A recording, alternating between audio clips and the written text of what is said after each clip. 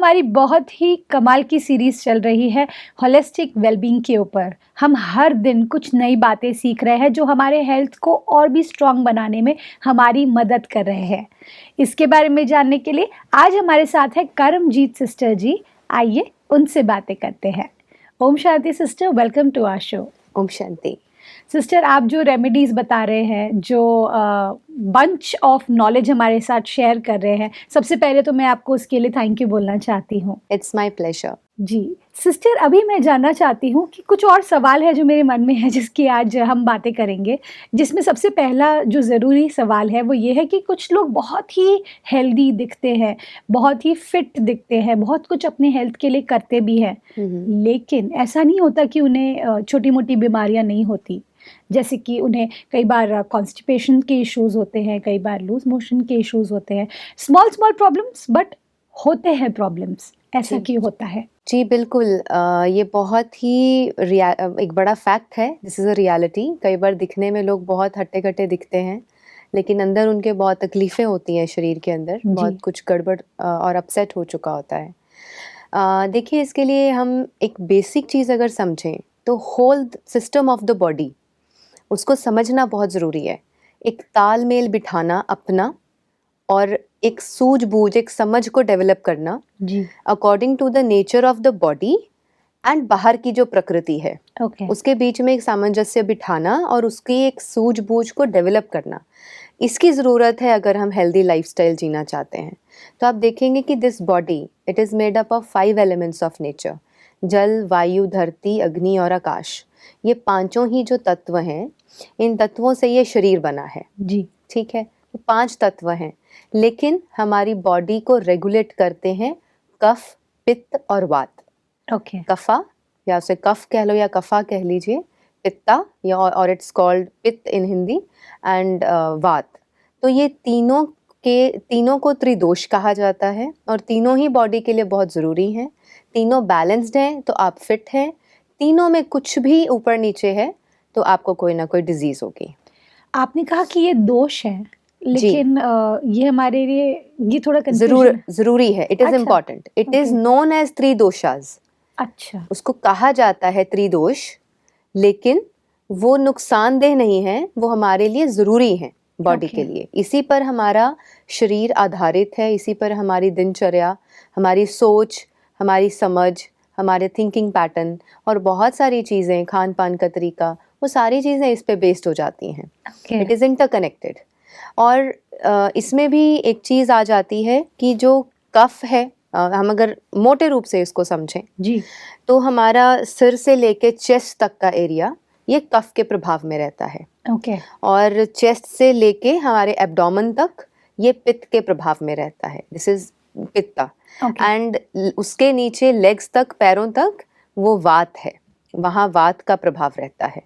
तो ऐसे ही अगर दिनचर्या को देखें, जैसे वाघभर जी ने ऋतुचर्या, दिनचर्या और आहार द्रव्य, इन तीनों को एक्सप्लेन किया है उनके आयुर्वेद के शास्त्रों में, कि मॉर्निंग का टाइम जो होता है उस समय कफ का प्रभाव ज़्यादा होता है, और दोपहर का टाइम जो होता है लाइक 12 बजे के ऑनवर्ड्स आप ले लीजिए, इवनिंग से पहले तक, उसमें पित्त का प्रभाव ज़्यादा रहता है। और जो इवनिंग का टाइम होता है रात तक, उसमें वात का प्रभाव ज़्यादा रहता है। अच्छा। तो जिसको भी कफ का रोग होगा, मतलब कफ के बिगड़ने से जो भी रोग उत्पन्न होगा, वो ज़्यादा मॉर्निंग में तंग करेगा। एग्जाम्पल, कोल्ड, कफ या फिर खांसी वगैरह, कुछ भी ऐसी चीज़ें हो जाए, साइनस हो गया। अब जिसको पित्त में प्रॉब्लम है, पित्त बिगड़ा हुआ है बॉडी का, पित्त दोष बिगड़ा हुआ है, तो उसको ज़्यादातर पित्त की जो प्रॉब्लम्स है वो दोपहर में प्रॉब्लम करेंगी। और जिसको ज़्यादा वात बिगड़ा हुआ है तो उसको शाम के टाइम वात की जो प्रॉब्लम्स हैं वो ज़्यादा एग्रोवेट होंगी। क्योंकि टाइम ही ऐसा है। नेचुरल है कि आप देखें, गर्मियों में भी सुबह और शाम थोड़ी सी कम टेम्परेचर की होती हैं एज कम्पेयर टू आफ्टरनून। भले सारा दिन गर्म है, सारे दिन गर्मी लगती है, लेकिन सुबह और शाम फिर भी as compared to afternoon it is less hot. तो इस ऐसे ही कफ एंड वात वो दोनों ही सुबह और शाम के टाइम में ज़्यादा प्रभाव में रहते हैं, तो उससे जुड़ी हुई जो प्रॉब्लम्स हैं वो सुबह और शाम को ही ज़्यादा तंग करती हैं, ऑल्दो सारा दिन में उसका प्रभाव रहता है। ओके तो अगर कफ और पित्त और वात को हम समझ लें, अपनी प्रकृति को समझें कि मेरा थर्मल कैसा है, ज़्यादा चिली थर्मल है, हॉट है, एम्बी थर्मल है, गर्मियों में गर्मी कितनी लगती है, सर्दियों में सर्दी कितनी लगती है, उससे हम अपना थर्मल चेक कर सकते हैं। किसी को आप देखेंगे गर्मियों में मान लो बैठे हैं, एसी चल रहा है तब भी स्वेटिंग हो रही है, राइट और किसी को एसी और हवा बर्दाश्त नहीं होती, उनको अच्छा नहीं लगता, तो उनकी बॉडी चिली है। और जिसका बॉडी का थर्मल बहुत ज़्यादा हॉट होगा, उसको ठंड में भी बैठे बैठे एसी के अंदर भी पसीने आते रहेंगे, स्वेटिंग होती रहेगी। ट्रू तो that is because of the fat accumulation in the body. तो जितना ज़्यादा फैट एक्यूमुलेशन होता है, ठंड उतनी कम लगती है। जितना फैट कम होगा बॉडी के अंदर, उसको ठंड ज़्यादा महसूस होगी, उसको गर्मी वाला तत्व इतना महसूस ही नहीं होगा, ओके क्योंकि अर्थ एलिमेंट इतना ज़्यादा नहीं है। कफ मीन्स अर्थ एलिमेंट, तो अर्थ एलिमेंट जिसमें ज़्यादा होगा, उनके हेयर ग्रोथ बहुत अच्छी होगी, बाल झड़ने की प्रॉब्लम इतनी नहीं होगी, हेयर ग्रोथ बहुत अच्छा रहता है कफ प्रकृति वालों का, जी और थोड़े से हेल्दी होते हैं। जो पित्त प्रधान बॉडी होती है, जिसमें पित्त ज़्यादा रहता है, वो थोड़े से थिन लीन बॉडी रहती है, उनका Right. मोटापा नहीं आता इजीली, वो जितना भी खा लें, क्योंकि पित्त है। पित्त मीन्स जो भी खाया उसको उसने तोड़ दिया, उसको उसने मेटाबोलाइज कर दिया, पूरे शरीर में उसको डिवाइड करके जहाँ जहाँ जो चाहिए वो भेज दिया, प्रोवाइड कर दिया ठीक है। कफ मीन्स सॉलिडिटी, वो सॉलिडरी है, वो मतलब कि बना के रखता है, जोड़ के रखता है। पित्त ज़्यादा तोड़ने में काम करता है। तो इसीलिए इस तरह से बॉडी की शेप देख करके या बॉडी को देख करके भी हम जो एक्सपर्ट्स हैं वो बता देते हैं कि इसका कफ प्रधान है, इनका पित्त प्रधान है या वात प्रधान बॉडी है। ओके तो जिनको वात की प्रॉब्लम्स होती हैं, उनको ज़्यादातर जोड़ों के दर्द हो गए, बॉडी में पेन्स हो गई, लेग्स में लोअर पार्ट में बेचैनी हो गई। ऐसे लोग हैं, वो रात को सोएंगे तो उनको लगेगा कि मेरे पूरे लेग्स में ना बेचैनी हो रही है, उनको सुकून नहीं मिलता, उनका दिल करता है हम लेग्स को ज़ोर ज़ोर से मारें। अच्छा इतना दर्द हाँ, उनको ऐसे बेचैनी अजीब सा फील होता है, रेस्टलेसनेस फील होता है, तो दैट इज़ वात। तो वात बॉडी में घूम रहा है। अदरवाइज 5 टाइप्स ऑफ प्राण है बॉडी में। ओके वायु जो है, 5 टाइप्स ऑफ प्राण वायु है, अपान वायु है, व्यान वायु है, ऐसे करके 5 तरह की वायु है बॉडी के अंदर। जी तो कहीं पर वायु ठीक हो सकती है, कहीं पर वायु कम या ज़्यादा हो सकती है। तो इसलिए एकदम से हम इस निष्कर्ष पे नहीं पहुंच सकते कि मेरी बॉडी पित्त वाली है या मेरी बॉडी वात कफ या वाली कफ है। की है। राइट वो हर एक चीज़ का एक बैलेंस है। इसीलिए हम आयुर्वेद या नेचुरोपैथी में एक बैलेंस्ड डाइट को लेना ही ज़्यादा अच्छा मानते हैं ओके कि कभी भी ऐसा ना करें कि किसी को लगे कि मेरा तो वात बिगड़ा हुआ है, वात ज़्यादा है, तो अब मैं वात वाली सारी चीज़ें खाने बंद कर दूं। अगर आप वात वाला सारा कुछ ही खाना बंद कर देंगे तो उधर से कफ और पित्त बिगड़ जाएगा। अच्छा और अगर मान लो कि आपके अंदर पित्त ज़्यादा एग्रवेट हो चुका है, गर्मी फील ज़्यादा होती है, एसिडिटी है, गैस बन रही है, एसिडिक बॉडी है, पित्त बढ़ा हुआ है, तो अगर आप कहें अब तो मुझे कोई गर्म चीज़ खानी ही नहीं है, तो आपका कफ बिगड़ जाएगा, आपका वात बढ़ जाएगा। तो इसलिए बैलेंस डाइट लेना बहुत ज़रूरी है। हम बात कर रहे हैं वात पित्त और कफ की। मैंने एक चीज़ नोटिस की है कि जब ये सब चीज़ें किस तरह से फंक्शन करती है, आपने हमें बताया कि भाई वात का ये रोल है, पित्त का ये रोल है, इसका ये रोल है। इसके पीछे का साइंस क्या है? बिकॉज़ सबसे मेन चीज़ क्या है कि अगर ये तीनों का जो एक्सप्लेनेशन जितना आपने ब्यूटीफुली भी हमें बताया है, इसके साथ में and is there a specific science that works with it कि यही इसका आंसर है? नहीं, इसके लिए कोई स्पेसिफिक साइंस नहीं है। Okay, it is in itself a science. Okay. वो खुद ही एक साइंस है ना कि बॉडी के अंदर कफ, पित्त और वात है। जी। आप देखेंगे अगर पुराने जो वैद्य होते थे, वो आप जब उनसे उपचार लेने जाते थे तो वो यहाँ पर 3 आपकी जहाँ नब्ज़ होती है, जी। यहाँ पर रख कर के वो आपका कफ, पित्त और वात चेक करते हैं। अच्छा। जी। तो यहाँ पर एलोपैथ उंगली रखकर सिर्फ ये चेक करेगा हार्ट कि रेट। रेट कितना है, राइट, राइट। कितनी बार वो पल्स चल रही है। बिल्कुल, हमने तो वही सुना है यस, एक्चुअली। लेकिन यहाँ पर 3 नब्ज़ हैं ओके। वो आप जब वहाँ पे रख करके चेक करते हैं, तो जो सबसे फास्ट चल रही होगी उनको पता चल जाएगा कि ये बढ़ा हुआ है, ये घटा हुआ है। ओह! ओके। सो एन आयुर्वेदिक डॉक्टर, अगर वो नाड़ी विशेषज्ञ हैं तो, हुँ, हुँ। क्योंकि आयुर्वेदा में भी बहुत सारी ब्रांचेस हैं।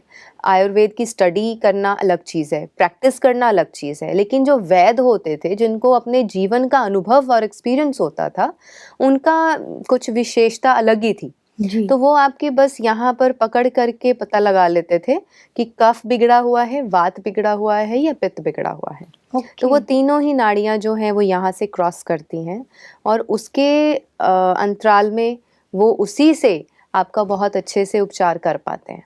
आज ओके। क्या होता है कि मान लीजिए, एक छोटा सा एग्जांपल लेती हूँ। सपोज़ किसी को जॉइंट पेन है। जॉइंट पेन के लिए आपने आयुर्वेदिक फार्मेसी में गए और आपने उसकी पेन्स के लिए कुछ दवाइयाँ ले ली। सपोज़ जी। किसी को आर्थराइटिस है या ऑस्टियोपोरोसिस है या ऑस्टियोआर्थराइटिस है, हड्डियाँ भुरने लगी हैं, अंदर वायु बनने लगी है, नर्व्स में वायु एक्यूमुलेट होने लगी है, जिसकी जी। वजह से पेन्स होती हैं। तो आप जब जाएँगे और वहाँ से गरम दवाइयाँ सारी उठा के ले आएँगे। अगर आपका पित्त भी बिगड़ा हुआ है, तो क्या होगा? आपका वात तो थोड़ा बैलेंस होना शुरू हो जाएगा उन गर्म चीज़ों से, लेकिन आपका स्टमक ब्लोट अप होना, गैस बनना, एसिडिटी होना या फ्लैटुलेंस होना, ये सारी चीज़ें जो आने है वो लगी। बिगड़ जाएँगी। तो फिर उनको डाइजेशन में प्रॉब्लम आ जाती है। जी। वो कहते हैं हमारी दर्दें तो थोड़ा ठीक हो गई हैं, लेकिन अब हमें डाइजेशन में प्रॉब्लम हो गई है। तो इसलिए दवाई मतलब मेडिसिन्स का प्रयोग कम से कम करके, अगर आप अपने किचन को ही अपनी मतलब उसको ही आप अपना एक मेडिसिन्स का वो समझ लें कि हमारी औषधि जो है वो किचन में ही है। जी। हमारी जो रसोई घर है वो हमारा औषधि घर है। तो आप राइट। उसी को यूज़ करना सीख लें। एक लेडी खास करके घर में जो खाना पका रही है, अगर उसको इन सारी चीज़ों की समझ हो, तो आपके घर में जितने भी सदस्य हैं वो तकरीबन बीमार नहीं पड़ सकते। अब जैसे किसी का पित्त बढ़ा हुआ है, तो अजवाइन जो है वो पित्तनाशक है। सुनने में लोग कहेंगे अजवाइन तो गर्म होती है, लेकिन अजवाइन पित्त का नाश करती है। सूंठ ओके। जो है वो पित्त का नाश करता है, वात का नाश करता है। हींग जो है, जीरा है, हींग, जीरा और अजवाइन, ये तीनों बहुत अच्छे माने जाते हैं, पित्तनाशक हैं। पित्त ओके। को बॉडी से कम करते हैं। इसलिए वाग्भट जी ने एक फीमेल के लिए ये अष्टांग हृदयम और अष्टांग संग्रह में ये लिखा है कि जब रसोई घर में आप दोपहर का भोजन बनाते हैं, उसमें अजवाइन और हींग का तड़का, जीरा, इसका तड़का ज़रूर लगाएं, ओके। क्योंकि पित्त दोपहर के टाइम में एग्रवेट हुआ होता है।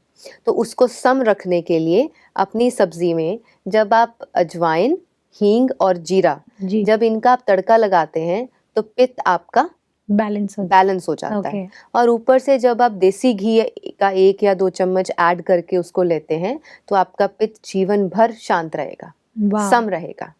जीवन भर, उन्होंने बोला है, अगर जीवन भर आप अपने पित्त को सम रखना चाहते हैं, तो गाय के देसी घी, देसी गाय के देसी घी का उपयोग करें। ओके। 1 और 2 स्पून्स ऑन योर वेजिटेबल और दाल जो भी आप ले रहे जी, हैं, जी। उसमें आप ऐड करके खाएँ। सिस्टर, ये जिस तरह से मैं समझ पा रही हूँ वात पित्त कफ को, मुझे ऐसा लगता है कि ये काफ़ी बीमारियों का हल है अगर ये बैलेंस रहे। जी, तो बीमारियों जो हमें हो रही है आजकल काफ़ी ज़्यादा, जो हर तरफ हम देख रहे हैं, छोटी बीमारियाँ या कोई बड़ी हुँ। बीमारी बढ़ती ही जा रही है। ऐसे में ये तीनों का क्या रोल रहता है बीमारियों के लिए? अब जैसे हार्ट डिज़ीज़ है, वो वात रोग है। ओके। वात, वायु जब बढ़ेगी और अगर एक्यूमुलेट हो गई इन योर हार्ट एरिया, तो वहाँ पर जाकर के आपको अटैक आएगा। अच्छा। जी, यूजुअली क्या होता है, हम इस चीज़ को समझ नहीं पाते।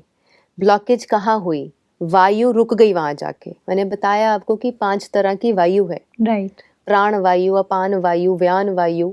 तो ऐसे जो 5 टाइप्स की जो वायु पूरी बॉडी में है, वो जहाँ पर भी जाकर के एक्यूमुलेट हो जाएगी, रुक जाएगी, वात बढ़ जाएगा, वहाँ पर आपको पेन फ़ील होगा। पेन फ़ील होगा, अगर वो नर्व्स में चली गई, तो नसों में दर्द फ़ील होगा। कई बारी यहाँ हाथों की नसें, पैरों की, जिनके पैरों में या घुटनों में प्रॉब्लम होता हुँ, है, हुँ, हुँ। उनके पैरों की नसें फूल जाती हैं। तो जब वो स्वेल हो जाती हैं, तो इसका मतलब वहाँ पर वायु अक्यूमुलेट हो गया है, वात Okay. बढ़ गया है, तो इसलिए उनको वहाँ पे पेन फील होगा।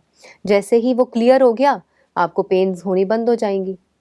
तो ऐसे Okay. इट्स एन एग्जाम्पल कि हार्ट डिजीज वो वायु का डिजीज है, वात रोग है। तो इसी तरह से अब जैसे नीज का पेन है, किसी को कफ बढ़ा और ऊपर चढ़ गया तो उसको साइनस होगा, उसको बार बार स्नीजिंग होगी, ज़रा सी हवा लगे उसको एलर्जिक फील होगा और वो स्नीज करेंगे बहुत ज़्यादा और हवा को फेस नहीं कर सकेंगे। जी। तो उनको हमेशा ये चीज़ उनकी भारी रहती है, उनका माथा हमेशा भारी रहता है, उनको उनका नोज़ ऑलवेज ब्लॉक्ड रहता है। तो कफ मना ऊपर चढ़ गया। अगर कफ नीज में एक्यूमुलेट हो जाए वात के साथ, तो आपको नीज का पेन शुरू हो जाएगा। तो नीज पेन में फिर वो कहते हैं हमसे चला नहीं जा रहा, हम स्टेयर्स नहीं क्लाइंब कर सकते, नीज खोलने और मोड़ने में उनको प्रॉब्लम आती है। तो इस तरह से कफ पित्त और वात के बिगड़ने से हमारे शरीर के अंदर वही वाली डिजीजेस पैदा हो जाती हैं।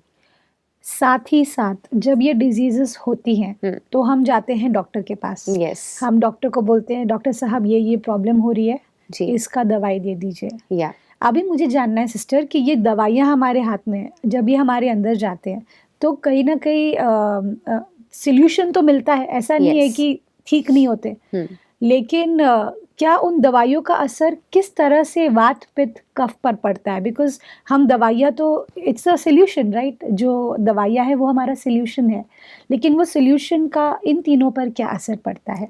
कुछ भी प्रभाव नहीं पड़ता। अच्छा। Medicine, if it's an allopathy medicine और it's an Ayurvedic medicine, Ayurvedic medicine में असल में देखिए real facts are something different जी। और जो दुनिया में हो रहा है it is different. Okay. Ayurveda में स्पष्ट शब्दों में वाग्भट जी ने लिखा है कि आयुर्वेद का ज्ञान वो डायरेक्ट प्लांट से जब वो औषधि आती है और उसी को यूज़ किया जाता है, उसको कूट पीस कर, not in mixie, not in grinder, लेकिन उसको सिलवट्टे पर पीस कर या उसको कूट कर जब उसको प्रयोग किया जाता है तो वो अपने ओरिजिनल फॉर्म में आपके शरीर में जाके बहुत अच्छा असर दिखाएगा। जी। लेकिन जब उसको प्रिजर्वेटिव्स के साथ जोड़ करके या कैप्सूल के फॉर्म में कैप्सूल में पाउडर भर करके और उसको फॉर्म चेंज करके उसकी मेडिसिन बना दी जाती है तो उसके साथ फिर और साइड इफ़ेक्ट्स भी जुड़ जाते हैं। अच्छा। जी। तो Okay. आयुर्वेद इन इटसेल्फ अगर हम उसका ओरिजिनली बात करें तो original Ayurveda does not permit to give medicines. It says कि it should the remedy should directly come from the plant. Plants. Yes. Okay. जो भी चीज़ यूज़ कर रहे हैं उससे डायरेक्ट आए। ओके। जी। तभी आप देखिए पुराने ज़माने में जो वैद्य होते थे वो दवाइयाँ नहीं देते थे, जी। तो उसी टाइम वो चीज़ें अपने पास रखी हुई ले करके या कलेक्ट करके कूट पीस कर उसकी पुड़िया बना के दे देते थे। तो Right. इट वुड वर्क, वो फिर बहुत जल्दी उसका असर दिखाई हमें देता था। राइट। तो मेडिसिन्स हमें स्टोर करके रखनी होती हैं, हम 1 हफ्ते की, 1 महीने की, 15 दिन की इस तरह लेके आते हैं मेडिसिन। राइट। तो जो स्टोर करनी है उसमें कुछ प्रिजर्वेटिव्स हैं, कई बार उसमें कुछ कलर्स भी यूज़ किए होते हैं, सिंथेटिक कलर्स यूज़ किए होते हैं, जी। तो वो हर चीज़ का एक नेगेटिव साइड प्रभाव इफेक्ट भी होता है। पड़ जाता है। व्हाट अबाउट एलोपैथी मेडिसिन, उसका कैसा प्रभाव पड़ता है इन तीनों के ऊपर? Allopathy is a new science, it's a modern science and Okay. Modern science में मॉडर्निटी में नो डाउट हमें इमरजेंसी में अगर हम देखें तो we need allopathy at times. Okay. मान लीजिए आप इस समय आपको ट्रेन पकड़नी है और उधर से आपका पेट खराब हो रहा है, लूज मोशंस हो रहे हैं, तो यू हैव ओनली 2 ऑप्शंस, या तो गोली लेके उसको रोक करके अपने ट्रेन बोर्ड कर लें या फिर आप बैठ जाए उसे मिस कर दें। राइट। तो फिर इमरजेंसी केसेस में एलोपैथी एक रामबाण की तरह काम करता है, but if taken long term तो फिर वो उसके नेगेटिव साइड इफ़ेक्ट्स हमें देखने को मिलते हैं। जी। It is already and always mentioned along with the medicines, क्योंकि ड्रग एसोसिएशन ऑफ इंडिया उन्होंने खुद ही उसके ऊपर ड्रग्स लिखवाया है। It's drugs and pharmaceuticals. Right. हम बोलने की भाषा में मेडिसिन्स कहते हैं, but actually it's a drug. इसीलिए हमको उसे एवरी 24 आवर्स उसको रिपीट करना पड़ता है। अगर हम कोई दवाई ले रहे हैं तो आज अगर ली है दोपहर में तो कल दोपहर को दोबारा लेंगे, बिकॉज 24 आवर्स के अंदर उसका असर खत्म हो खत्म हो जाएगा जाता है। And we have to repeat the dose every day. So it's a okay. Suppressive treatment. वो थोड़ी देर के लिए आपके सिम्टम्स को सप्रेस कर देता है, हमें लगता है हम ठीक हो गए, लेकिन इन चीज़ों का हमारे कफ पित्त वात को बैलेंस करने से कोई रिलेशन नहीं है। Okay. Until and unless your kapha pitta vata is balanced, until and unless the 5 elements of the body are balanced, तब तक आप स्वस्थ नहीं कह सकते अपने आप को कि हम बिल्कुल स्वस्थ हैं। राइट। फिर क्योंकि या तो आपका शरीर मतलब शरीर है तो उसकी जो बनत है वो बिल्कुल एक्यूरेट होनी चाहिए, जी। आपकी हाइट के हिसाब से आपका वेट एडिक्वेट होना चाहिए। तो सारी चीज़ें अगर एक्यूरेट हैं तभी आप खुद को स्वस्थ कह सकते हैं। एब्सोल्युटली। मन भी बिल्कुल ठीक हो, सोच अच्छी हो, चेहरा अच्छा हो, हर चीज़ जो है वो अपने आप में एक्यूरेट काम करे, only then we can say it's a complete health. बिल्कुल सिस्टर। सिस्टर एक और चीज़ जैसे वात पित्त कफ, ये आपके मूड पर क्या असर डालता है? या आपकी फीलिंग्स या फिर आपके इमोशंस या थॉट्स, इन पर वात पित्त कफ का किस तरह से प्रभाव पड़ता है? कफ पित्त वात हमारी पूरी बॉडी को रेगुलेट करते हैं, ओके। उसी के अंदर आता है हमारा मन, हमारा brain and chemicals and hormones जो रिलीज होते हैं। तो it's a you can say ये एक कंप्लीट पैकेज है। हमें समझना ये है कि कभी भी किसी एक चीज़ को ठीक नहीं किया जाता। It's always the whole human being who is cured. Okay. In Ayurveda कायाकल्प किया करते थे, जो वैद लोग होते थे, जी। जो माहिर होते थे, वो कायाकल्प करते थे। मतलब आपकी पूरी काया का एक उसको पुनरावृत्ति कर देना, उसको ओके। रीन्यू कर देना, रेजुविनेट कर देना। लेकिन आज कायाकल्प करने वाले वैद्य जो हैं वो शायद ही कोई ढूंढने पर मिलेंगे, जी। या बहुत ऐसे हिमालयाज़ ऐसी जगहें हैं वहाँ पर वो लोग मिल सकते हैं, बहुत रेयर कोई होगा। तो secondly as we are as a whole, जी। हम एक आत्मा है, हम शरीर नहीं है। शरीर सिर्फ हमारा एक बॉडी, एक जो हमारी बॉडी है it's like a car. Okay. तो बीइंग अ सोल मैं सूक्ष्म हूँ, तो मेरे अंदर मन भी है, brain is a part of the body, वो बॉडी का एक ऑर्गन है। यस। मन जो है, मन और बुद्धि वो आत्मा के पार्ट्स हैं, उसकी शक्तियाँ हैं। तो सूक्ष्म होने के नाते हम कंप्लीट क्योर तभी कर सकते हैं जब माइंड, बॉडी और सोल तीनों का एक साथ इलाज हो। अच्छा। वरना ओके। क्या होगा, आज दुनिया में ज़्यादा भाग किस चीज़ की मची हुई है? बीपी बढ़ गया तो हम कहते हैं बीपी कम कर दीजिए, कोलेस्ट्रॉल बढ़ गया तो हम कहते हैं सिर्फ कोलेस्ट्रॉल ठीक कर दीजिए, डायबिटीज़ हो गई हम कहते हैं मेरा शुगर घटा दीजिए, कुछ दे दीजिए शुगर कम हो जाए, कुछ दे दीजिए कि कोलेस्ट्रॉल कम हो जाए, जी। मुझे कोई ऐसा दवाई दे दीजिए कि मेरा ब्लड प्रेशर ठीक हो जाए। मतलब हमें ये समझना है, it is me who has to get cured. Patient को खुद ठीक होना है, ना कि हमें पर्टिकुलर बीमारी को ठीक करना है। बीमारियां कभी भी ठीक नहीं की जा सकती, अच्छा। पर्सन को ठीक किया जा सकता है। पर्सन को ठीक किया जा सकता है, मतलब हैबिट्स और वो सब आप कह रहे हैं? एवरीथिंग, अच्छा, everything. Okay. Emotionally, okay. Mentally and physically, pathologically.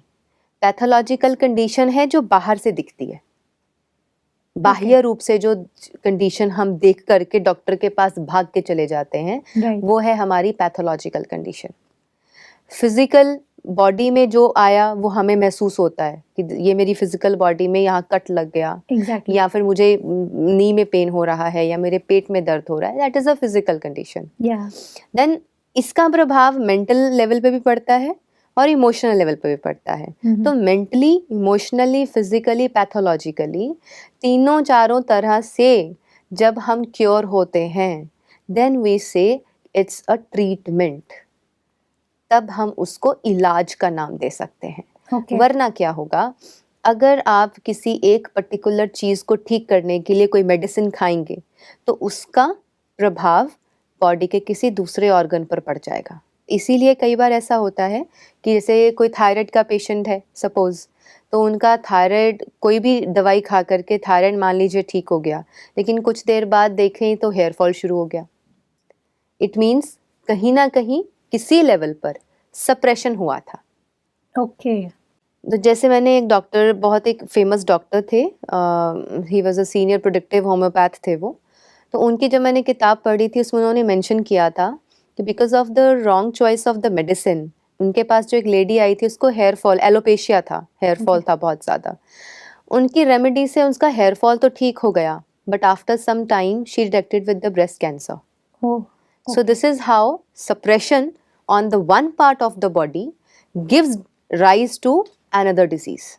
Okay, इसलिए हम suppression में believe नहीं करते, we believe in cure. In Ayurveda, original Ayurveda, in accurate homeopathy and in naturopathy, अगर हम प्रकृति का सहारा लेकर के चलते हैं तो suppression नहीं करना है, हमें क्योर करना है। और क्योर करने में सबसे ज़रूरी है कि सामने वाले व्यक्ति का या जो भी पेशेंट आपके पास आया जी। है, आपके पास प्रॉब्लम लेके आया है, उसका मानसिक स्तर, उसका शारीरिक स्तर, दोनों पर ही वो इम्प्रूव करे। How beautiful. आज हमने आपसे बहुत कुछ सीखा और मुझे सबसे अच्छी बात ये लगी जो आपने कही कि अगर हमें किसी भी बीमारी से बाहर निकलना है या कोई कई बार हम लो फील कर रहे होते हैं, आपने कहा कि इमोशंस पर भी उसका असर पड़ता है। Yes. और so much of knowledge from your side, sister. Thank you so much for coming in our show. Thank Om you. शांति। शांति। दोस्तों, आज के एपिसोड में हमने जाना कि अगर हमें स्वस्थ जीवन जीना है तो आज एक बहुत ही नई बात हमें पता चली है वात, पित्त और कफ के बारे में। ये कोई ऐसी चीज़ नहीं है जो अभी अभी हमारी ज़िंदगी में आई है। ये हमारे साथ ही शुरू हुई थी और हमारे साथ ही जाएगी। तो हमें ध्यान देना है कि अगला एपिसोड हम मिस ना करें, क्योंकि अगले एपिसोड में आप देखेंगे कि किस तरह से ये वात, पित्त, कफ हमें हेल्दी बनने में मदद करेगा। इस बात के साथ आज के प्रोग्राम को हम एंड करते हैं। कल आपसे फिर मिलेंगे आपके ही शो में ज़िंदगी बने आसान। ओम शांति।